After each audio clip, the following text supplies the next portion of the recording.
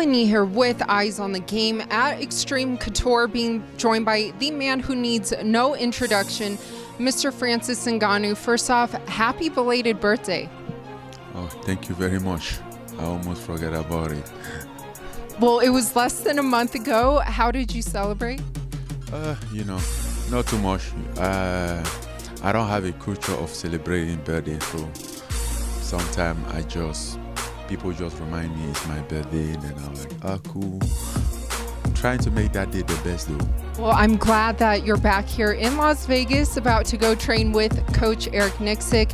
And I know you told the Schmo you're pushing hard for Francis versus Stipe 2, December 12th. Yes, exactly. That would be the likely what I would want to have December 12th. When that rematch does happen, how do you visualize this fight playing out this second time around?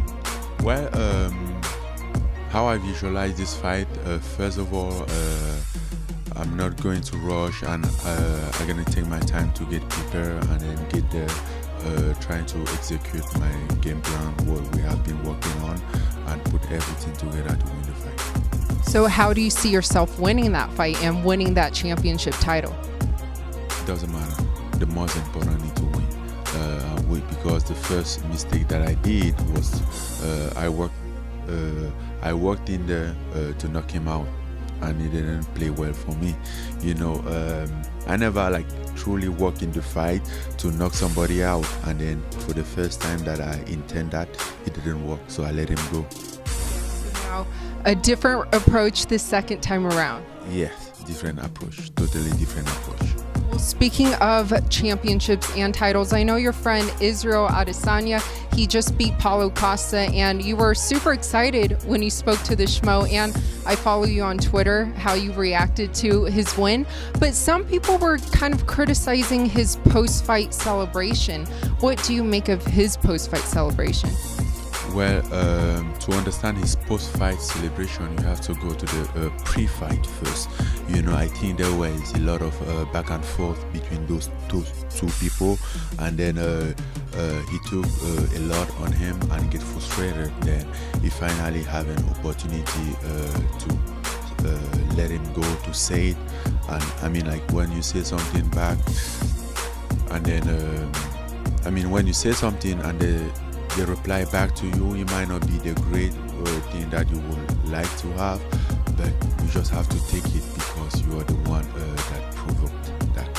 A lot of people are talking about you training with Teddy Atlas. What was the biggest thing that you learned from that experience?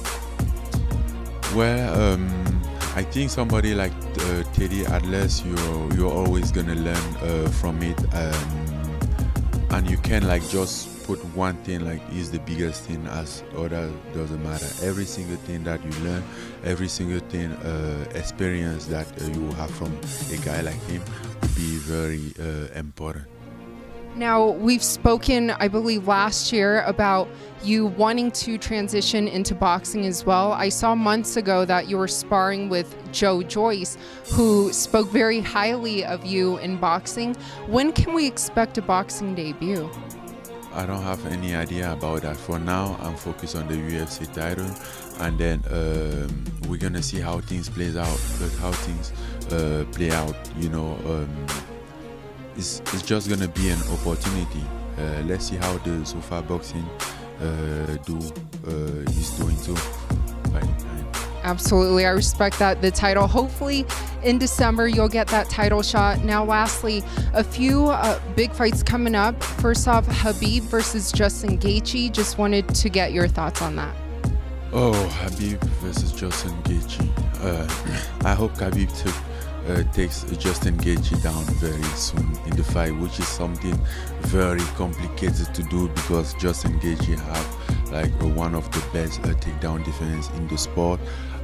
Since he's a wrestler himself, maybe not at the same level as Habib, but enough to defend takedown and all those, to understand the takedown game and to strike as a crazy motherfucker. Well said. And also, two guys that you have fought, Curtis Blades and Derek Lewis. How do you see that fight playing out? how do I see that fight play out? Well, I think Curtis is just gonna move around, try to strike, but mostly take Derrick Lewis down and then roll on him during the whole fight.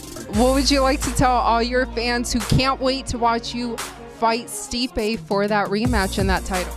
Well, to stay tight, I'll be back soon. And hopefully we have December 12th. We're gonna go out there and put on some show and finally get that belt.